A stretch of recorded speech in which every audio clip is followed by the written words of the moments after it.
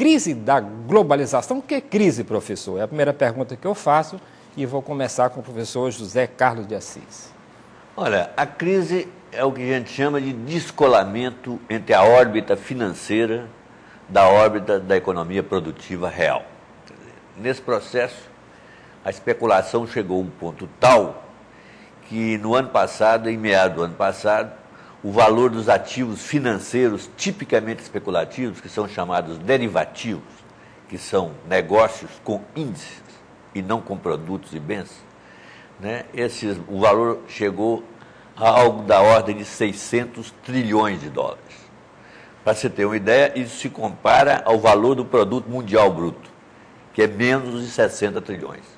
Então você tinha uma relação de 10:1 entre setor produtivo real e setor especulativo. Essa bolha, essa coroa financeira especulativa, que estava em torno da economia real, explodiu. Né? Ela explodiu no chamado mercado subprime norte-americano, que na verdade, né, é uma palavra em inglês que diz que é meramente especulação com o mercado imobiliário, quer dizer, se vendeu muita casa para pessoas que não tinham como pagar. E esses títulos que resultaram da venda das casas foram picotados e passados de instituição a instituição até formar essa bolha imensa, especificamente no mercado imobiliário, que chegou mais ou menos a 60 trilhões no mundo de dólares. Né? Agora, se não tivesse explodido no mercado subprime, teria explodido na Bolsa, porque a especulação é geral. A especulação é mundial e geral. Quer dizer, a informática, né? Essa aceleração do conhecimento e da informação ao que o senhor se refere, né, tornou os mercados praticamente unidos. Quer dizer, você especula, né, acompanha o fuso horário. Né, a especulação acompanha o fuso horário no mundo.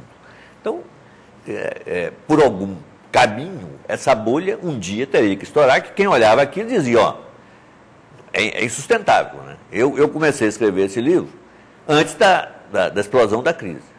E o dado que mais me chocava era justamente esse. Quando eu vi os dados do BIS, que é o Banco de Compensação Internacionais, que é uma espécie de banco central dos bancos centrais, em que eu vi esses números relacionados com ativos financeiros. Esses são mais colados à economia real, porque são ações, títulos públicos, debêntures, né? Tem um pouco mais de relação com a economia real, mas já estavam em 157 trilhões. 3 vezes mais que a economia real. Já havia também aí duplicação de aplicações, relações de débito e crédito. Né? Esse processo, né, como eu disse, quer dizer, tinha que explodir em algum momento, explodiu em setembro do ano passado, né, que começa pelo mercado de subprime, né, contamina a Bolsa, contamina os mercados de derivativos, atinge instituições financeiras extremamente poderosas, quer dizer, o principal banco de investimento americano é deixado quebrar. E a partir daí desencadeou um processo que atingiu a Europa, atingiu o mundo inteiro. E que nos atingiu também. Né? Quer dizer, a ideia de que isso aqui passaria em brancas nuvens foi eliminada muito rapidamente. Quer dizer, por quê? Porque você estoura uma crise financeira, atinge a economia real, o crédito desaparece, né? As exportações mundiais encolhem, atinge as nossas exportações, atinge a nossa demanda, né? Cai a demanda interna, atinge o nosso sistema de investimento e de emprego. Né? O ano passado, em dezembro, todos viram, quer dizer, o desemprego brasileiro medido pelo CAGED chegou quer dizer, a perda líquida de emprego chegou a 654 mil em dezembro do ano passado. E provavelmente em janeiro nós teremos números terríveis de novo. Fomos, portanto, atingidos duramente pela crise, estamos sendo atingidos, ela não é o fim, não é o piso da crise, né? vai acontecer ainda, e é bom que se diga isso, porque a única forma de confrontar essa crise é pela ação do governo. O governo tentou alguma coisa pelo lado da política monetária, não funciona, porque o sistema bancário fica contraído, não quer emprestar, porque tem medo do que o tomador não pague. Então, a tentativa de relançar a economia pelo lado monetário e creditício não funciona. Né? O lado das exportações, que é outra alavanca do crescimento da economia, e que foi a alavanca do crescimento da economia principal no período do governo Lula, de 2000 para cá, esse lado colapsou, as exportações desabaram, e você tem o lado fiscal. Vai ser por aí que vai ter que entrar né? O lado fiscal, o que significa, em resumo? Ampliar os gastos públicos.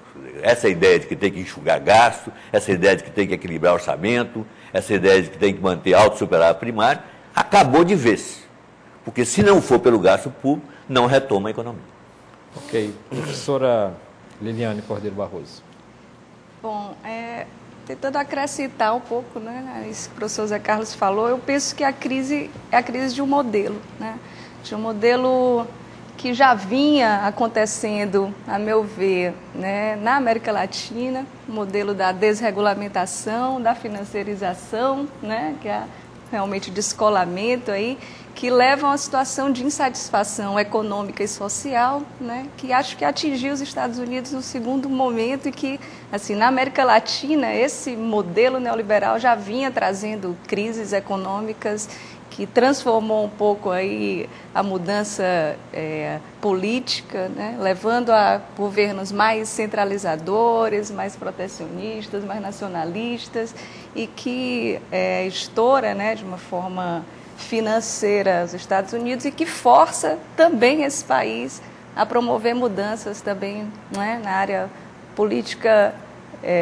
econômica, né? Então, para mim é um processo que já vinha, né, e que a situação financeira acabou tornando ainda mais global, né? Okay. E professor Pedro Jorge Viana?